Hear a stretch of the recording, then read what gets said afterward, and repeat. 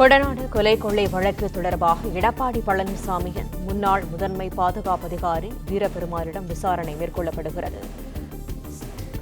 கூடுதல் தகவல்களை தருகிறார் எமது செய்தியாளர் நேசராஜ். நேசராஜ், வணக்கம். விவரங்கள் என்ன? வணக்கம்.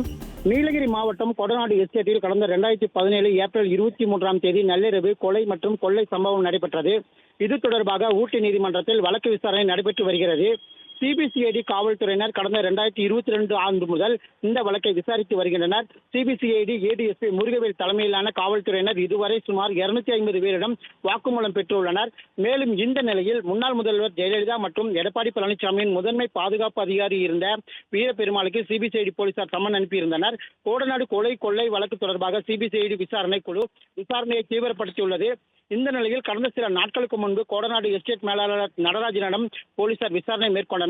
தற்போது முதன்மை பாதுகாப்பு அதிகாரியாக இருந்த வீரபெருமாளை விசாரணைக்கு ஆஜராக சிபிசிஐடி போலீசார் தற்பொழுது விசாரணைக்கு ஆஜராகியுள்ளார். அதே போல அப்போதைய பாதுகாப்பு பிரிவு ஆய்வாளராக இருந்த கனகராஜ் இறுதியாக விபத்தில் உயிரிழந்த ஜெயலலிதாவின் கார் ஓட்டுநர் கனகராஜுக்கு குறுஞ்செய்தி அனுப்பியது தொடர்பாகவும் அவர் தனது செல்போனை இதுவரை ஒப்படைக்காதது குறித்தும் உயர் அதிகாரியாக இருந்த வீரபெருமாளிடம் விசாரணை மேற்கொள்ளப்பட உள்ளது குறிப்பிடத்தக்கது.